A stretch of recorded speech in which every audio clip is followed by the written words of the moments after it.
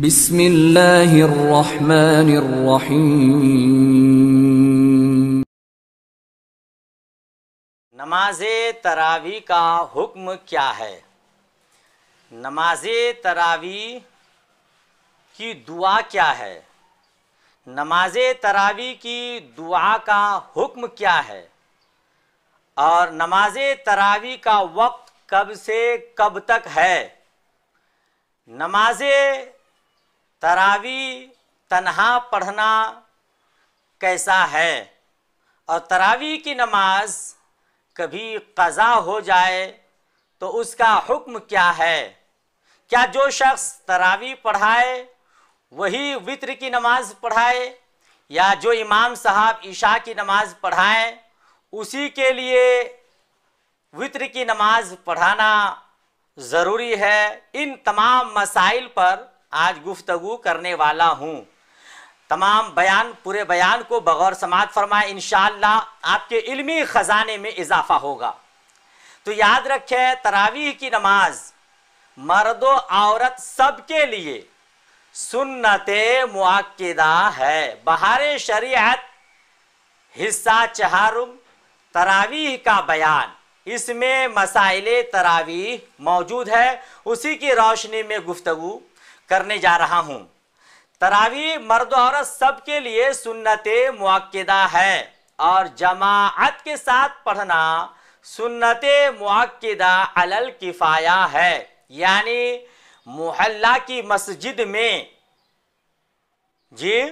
मस्जिद में कुछ लोगों ने तरावीह की नमाज जमाअत के साथ पढ़ ली और कुछ लोग अपने घरों में पढ़े, तो वो घर में पढ़ने वाले गुनहगार नहीं होंगे। और मस्जिद में किसी ने जमाअत से नहीं पढ़ी और सब लोग अपने अपने घर में तन्हा तन्हा पढ़े, तो फिर सब गुनहगार होंगे। तो तरावी की नमाज जमाअत के साथ पढ़ना सुन्नते मुअक्किदा अलल किफ़ाया है। तरावी की नमाज कब से बाजमात पढ़ी जाने लगी?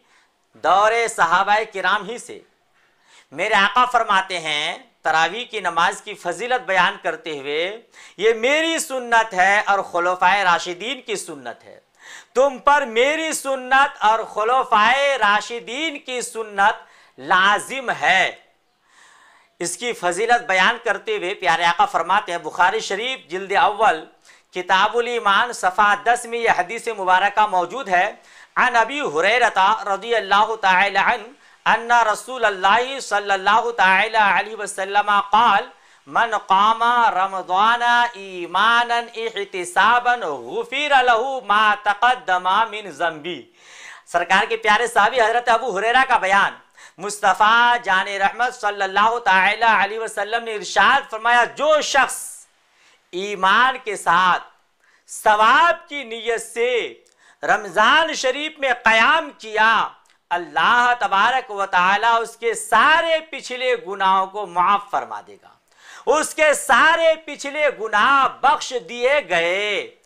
अब रमज़ान शरीफ में क़याम का मतलब तो शारिहीन हदीस ने, मुहद्दिसीन किराम ने फरमाया है, यहाँ रमज़ान के क़याम से मुराद नमाज़े तरावी है। तो फरमाने मुस्तफ़ा सल्लल्लाहु तआला अलैहि वसल्लम के मुताबिक जो शख्स ईमान के साथ सवाब की नीयत से तरावी की नमाज पढ़ता है तो उसके सारे पिछले गुनाह बख्श दिए जाते हैं। अच्छा, एक बात और मुलाहिज़ा फरमाएं, यहाँ जो है कि सारे पिछले गुनाह बख्श दिए जाते हैं, तो यहाँ सारे गुनाहों से मुराद गुनाह सगायर है। इस तरह के अहादीस में जहाँ भी फ़ज़ाइल वारिद हैं, मसलन वज़ू के बारे में इरशाद रसूल पाक सल्लल्लाहु तआला अलैहि वसल्लम है कि जो शख्स वज़ू करता है उसके आज़ाए वज़ू से गुनाह झड़ जाते हैं। जो शख्स बिस्मिल्लाहिर्रहमानिर्रहीम पढ़ के वज़ू करता है उसका पूरा बदन गुनाहों से साफ हो जाता है। तो यहाँ गुनाह से मुराद गुनाह सगाइर हैं। गुनाह कबाइर तौबा से माफ़ होते हैं, तो गुनाह सगाइर को इन इबादत के ज़रिए माफ़ करा लें और गुनाह कबाइर के लिए रब की बारगाह में तौबा इस्तिग़फ़ार करें तो इंशाअल्लाह गुनाह कबाइर भी माफ़ हो जाएंगे। नमाज़े तरावी बा जमाअत कब से शुरू हुई? तो रिवायत में है कि हज़रत सैयदना उमर फारूक आज़म रज़ियल्लाहु ताला अन्हु रमज़ान शरीफ की एक रात मस्जिद में तशरीफ़ ले गए।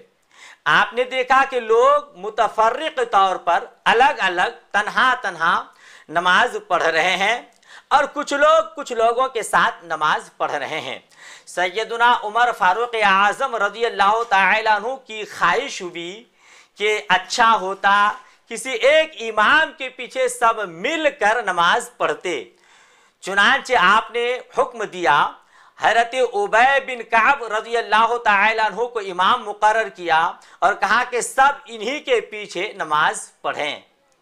फिर आप दूसरी रात मस्जिद में तशरीफ़ ले गए तो आपने देखा कि सब लोग उबय बिन काब रज़ियल्लाहु ताला अन्हु की इमामत में नमाज अदा कर रहे हैं। आपने फरमाया निअमत हाज़िल बिदअतु, या निअमतिल बिदअतु हाज़िही, ये बिदअत अच्छी है। चुनांचे उसी वक्त से तरावीह की नमाज जमात के साथ पढ़ी जाने लगी। लोग बिदअत के नाम पर घबरा जाते हैं। कोई भी बात हो तो बिदअत है, बिदअत है।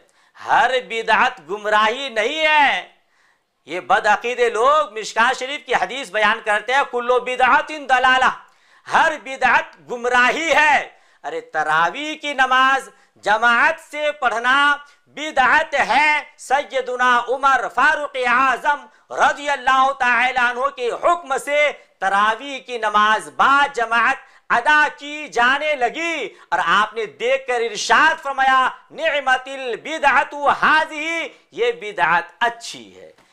तो मालूम हुआ कि हर बिदअत गुमराही नहीं है। आज जो हम तरावी की नमाज जमात के साथ अदा कर रहे हैं, ये सैयदना उमर फारूक आज़म रज़ियल्लाहु ताला अन्हु का देन है, उन्हीं का सदका है। तो जमात के साथ तरावी की नमाज पढ़ी जाती है। अच्छा, तरावी की नमाज कितनी है? 20 रिकात है ना। हम अपने मस्जिदों में 20 रिकात तरावी पढ़ते हैं, 2-2 रिकात करके। 10 सलाम में 20 रिकात तरावी अदा करते हैं। अहले हदीस जो असल में है अहले खबीस, गैर मुक़ल्लिद, जो किसी इमाम की पैरवी नहीं करता है, वो लोग 8 रिकात पढ़ते हैं। मगर हम उलमाए जमहूर का मजहब ये है कि तरावी की नमाज 20 रिकात है और 20 रिकात की हिकमत ये है कि नमाज पंजगाना में फ़राइज़ व वाजिबात मिलाकर 20 रिकात होती है।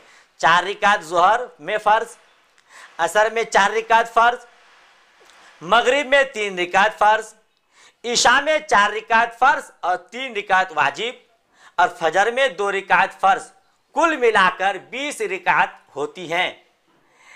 तरावी की नमाज फ़राइज़ की तकमील के लिए है और फ़राइज़ व वाजिबात मिलाकर 20 रिकात होती हैं। लिहाजा तरावीह की नमाज भी 20 रिकात होंगी ताकि उनके बराबर हो जाए। समझ रहे हैं आप? अच्छा, दूसरी बात, अगर तरावीह की नमाज का वक्त क्या है, तो याद रखिएगा नमाज के लिए वक्त शर्त है। जोहर के वक्त ही जोहर की नमाज है ना अदा होगी। नमाज के लिए वक्त शर्त है। तो फिर तरावी की नमाज का वक्त क्या है? तो मुलाहिजा फरमाए, तरावी की नमाज का वक्त ईशा की नमाज के बाद है। जब तक ईशा की नमाज ना हो जाए, ईशा की नमाज आप ना पढ़ लें, तब तक तरावी नहीं होगी। मान लीजिए रात को 12-1 बज गया, लेकिन अभी आप ईशा की नमाज नहीं पढ़े हैं, तो तरावी की नमाज नहीं पढ़ सकते, तरावी की नमाज नहीं होगी। कोई भाई साहब मस्जिद आए, तरावी की नमाज चालू है और वो बंदे खुदा अभी ईशा की नमाज पढ़ा नहीं है, तो क्या वो तरावी में शामिल हो जाए? नहीं। हुक्म यह है कि पहले वो अपनी ईशा की 4 रिकात फर्ज अदा करें, फिर जाके तरावी में शामिल हो। अगर ईशा की नमाज उसने पढ़ा नहीं और तरावी में शामिल हो गया, तो उनकी तरावी की नमाज अदा नहीं हो गई। लिहाजा अगर आप लेट से आते हैं तो पहले अपनी फ़र्ज नमाज अदा करें, फिर तरावी में शामिल हो जाएं। अगर 2-4 रिकात तरावी की नमाज निकल जाती है तो आप इमाम साहब के साथ शरीक हो जाएं और फिर अपनी तरावी की नमाज जो छूटी है उसको आप बाद में अदा कर लें। ठीक है। अच्छा, तरावी की में रमज़ान शरीफ में वित्र की नमाज बाजमात अदा करना अफजल है ना। हमारे मस्जिदों में रमज़ानुल मुबारक में वित्र की नमाज बाजमात अदा की जाती है। जो शख्स ईशा की नमाज बाजमात अदा करे, इमाम साहब के साथ पढ़े, वो वित्र की नमाज जमात के साथ पढ़े। अगर ईशा की नमाज जमात के साथ इमाम साहब के साथ नहीं पढ़ा है तो वित्र अकेले पढ़े, इमाम साहब के साथ ना पढ़े। ठीक है।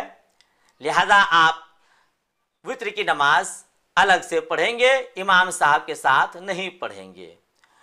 दूसरी बात कि तरावी की नमाज हो गई, उसकी कुछ रिकातें छूट गई तो वो अकेले अदा करेंगे। कभी तरावी की नमाज कज़ा हो गई जी, मान लीजिए तबीयत खराब हो गई थी या सुस्ती काहिली कर लिया था अलियाज़ बिल्लाह, और तरावी की नमाज आज की पढ़ा नहीं है, तो क्या उसकी कज़ा है? बाहर शरीयत में है, अगर तरावी की नमाज कज़ा हो जाती है तो फिर उसे अदा करना नहीं है। जैसा कि मगरिब की सुन्नत, ईशा की सुन्नत कज़ा हो गई तो फिर उसको बाद में अदा नहीं की जाती है, उसी तरह तरावी की नमाज भी बाद में कज़ा नहीं की जाएगी। अच्छा, तीसरा मसला ये कि जो इमाम साहब ईशा की नमाज पढ़ाए हैं, ठीक, क्या उसी पर वित्र की नमाज पढ़ाना जरूरी है? भाई मस्जिदों में इमाम साहब होते हैं, फिर तरावी के लिए अलग से हाफिज साहब होते हैं, वो तरावी पढ़ा लेते हैं। ईशा की नमाज इमाम साहब ने पढ़ाया है, तो तरावी की नमाज के बाद जो वित्र पढ़ेंगे उसको इमाम साहब ही को पढ़ाना जरूरी है या कोई भी पढ़ा सकता है? तो बाहर शरीयत हिस्सा चहारुम में तरावी के बयान में मसला नंबर 26 के ज़िम्ने में है और 24 के ज़िम्ने में है कि उसी पर नमाज वित्र पढ़ाना ज़रूरी नहीं है, बल्कि कोई भी वित्र की नमाज पढ़ा सकता है, दुरुस्त है। इमाम साहब ही पर वित्र की नमाज पढ़ाना वाजिब नहीं है। अच्छा, वित्र क्या तरावी की दुआ का हुक्म क्या है?